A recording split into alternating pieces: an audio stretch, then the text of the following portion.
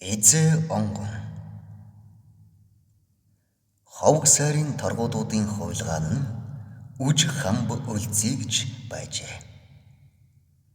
Ласын Бревен хийдийн Гоман дазанд сууж их мэргэн болсонд Далай лам хамб цол өгчээ. Эзнээ хуучин торгуудын ноён Ванжил цэрэн байл түүнийг залж ноёны шүтлгийн лам болжээ. Тэндээ хэсэг байгаад ховг сайртай буцах замдаа хошууны хил дээр нас барсан гэдэг. Үлзий хамбын шарлыг хайлж байтал нэг оч үсрээд 10 донор пилжээ тайжин норжид хатны дотоод өнгөрийг шатаасанд зур хайч хөвцөн. Одоо их баяртай хэрэг болов. Манай эзнээ хошуу нэг сайн гэгээн ламтай болох нь гэж бэлэгдэн өрөөсөнд хамбыг авчирхаар ирсэн хүрэл бүцтэй гэж хүн. Манай үж хамб эзнээ торгуудын хоньны маханд хоргодон үлдэв хэмээн хэлж очжээ. Хойдон жил үнээр норжид хатнаас хүү төрсөнд чогдон гэж нэрлжээ. Бас шажин бадрагч гэдэг.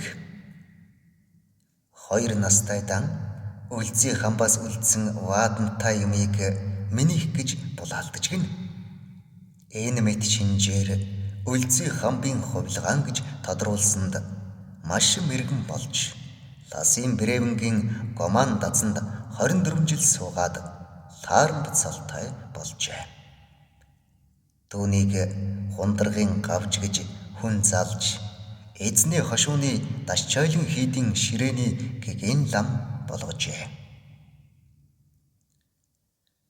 Тэр үед эзнээ торгуудын нилээд нь эзээ шүтдэг байжээ.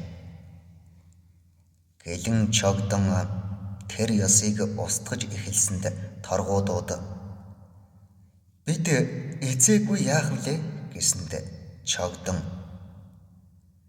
би даруй эзээ чинь байна шүү дээ гэсэнд ардууд бид амьд эзээтэй болов гэж чогдон гэлэнг эзээ лам эзээ гэгээн гэж дуудах болжээ.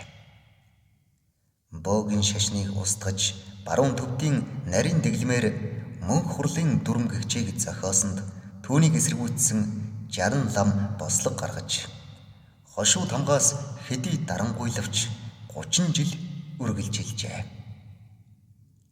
Эцтэй лам нар цуглаж гэлэн чогдонг цохиж ална гэсэнд тэр 7 шавай дагуулan гарч шинэ хийд үүсгэн суугаад 8 жилийн дараа нас баржээ. Энэ хүн анх тугаар эзээ 1811-ээс 1889 мөн. Тэрбээр үнэн сүжигт хуучин торгууд хийгээд чин сэтгэлд шин торгуудын хаад ноёдын илтгэл түүхийн бичгийг бичжээ. Уг бичигт тойрол вангаас хойш 700 гаруй жил торгуудын угсаа залгамжилсан хаад ноёд 439 хүний түүх бий. Үүний хамт торгууд гэдэг үг тург гэдэг үгнээс үүссэнийг тэмдэглэжээ. Түүний бичснээр торгуудын эртний түүхийг баримжаалдаг. Заяач эзээ тэнгэр гэдэг. Одоо ч торгуудууд харахтаа эзэн залиг, эзэн 7 залиг гэдэг нь ямар тэнгэр вэ гэж сураг ажиг болж явлаа. Гэтэл ойрд монголчууд хуудаст эзээ онгоны талаар дараах сонирхолтой зүйлийг бичжээ.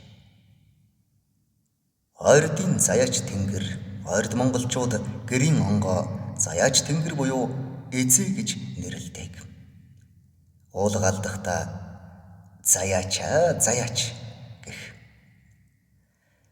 Өвг дээдсийн сүнс сахиус тухайн айлын хамгаалагч гэж ярилцдаг.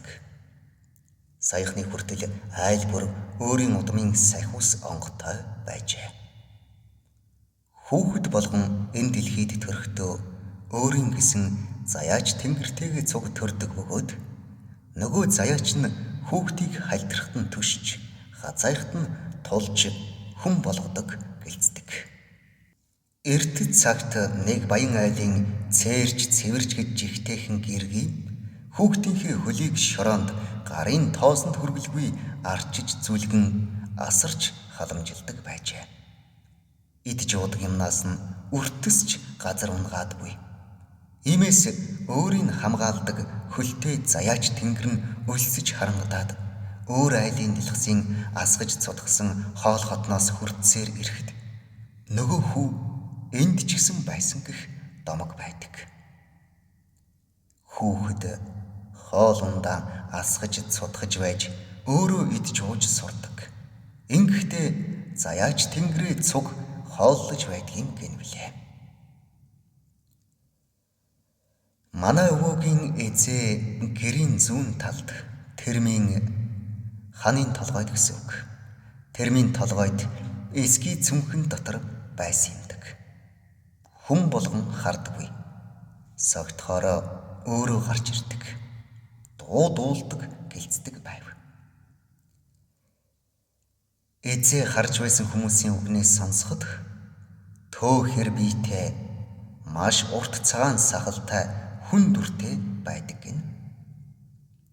Эзээтэй айлын малаас гарц гардаггүй гэлцдэг. 2 төв сахалтай 1 төв биетэй өвгөн гэдэг үлгэрч байдаг. Шинэ бэрээ өөрийн голомтондоо мөргүүлж овгийн гишүүн хэмээн хүлээж авсны дараа эзээ тэнгэрийг сайн хооллож байхыг захидаг. Учир нь сайн хооллохгүй бол тухайн гэрийн эзээ бэрийг хорлож мал амтангүй үгүй хийдэг гин. Манай нутагт нэгэн айлын эзээ 2 бэрийг хорлож байжээ. 3 дахь бэр нь болж очсон эмэгтэй ээж аав нь тэднийх их догшин эзээтэй айл шүү. Хоол цай идэ цайныхаа дээжийг сайн дээжилж өгч бай гэж захиад явуулсан байна. Бэр болж очсон бүсгүй захиасыг яг таг биелүүлж хамаг сайнаа дээжилсээр эзээг өөртөө дасгаад ирэхин үед харагдаад эхэлжээ. Нэг өглөө эрт босоод архи нэрж цогцонд дүүргэж тавиад үнэгээ саахаар гарч. Тэгтэл сайлнаас ороод ирэхэд нөгөө эзэн тэрмийн толгойноос үлгсэн дээжний тавцан дээр согтоод унчихсан байжээ. Галдаа их харган өрдөөд дэгжид ирэхин үед эзээг нь гал руу авч хийж дарсан домог бий. Ойрд монголчууд дотор дээрх онгоц сахиустай холбогдох бас нэг зан үйл нь муулсан малын зүрхийг эзээ тэнгэрт өргөх буюу зүрхний дээд үзүүрийг хэрээслэн сэтлэж бүтнээр нь эзэн тахилгын урд тавьдаг байж. Энэ нь тухайн амьтны сүнсийг эзэдээ өргөж буй хэрэг гин. Маргааш нь тэр зүрхийг айл хотлороо эн тэнцүү хуваан иддэг ёстой. Монголчуудаас ойрдуудын дунд өдгөөж хадгалагдаж үлдсэн энэ зан үйлийн тухай Рөббүк 13 дугаар зуунд монголчуудтай уулзсан мөн өөрийн номдо дурдсан байдаг. Бас Марко Пологийн тэмдэглэлд монголчууд гэртээ дугтуйтай эсгий онго тахидаг, нажигай гэж нэрлэдэг тухай байдаг санагдана. Эзээ тэнгэрийн тахилга шүтлгийг 1930-аад оны үеэс эрс хориглож маш олон айлын сахиус онгыг шатаасан гэдэг боловч одоо ч зарим айл эзээгийн шүтэж тахисаар байна гэжээ. Эсгий онго эзээ тахихыг шарын шашиндж хорж байсныг эзний хошууны эзээ ламын түүхэнд дурдсан байна.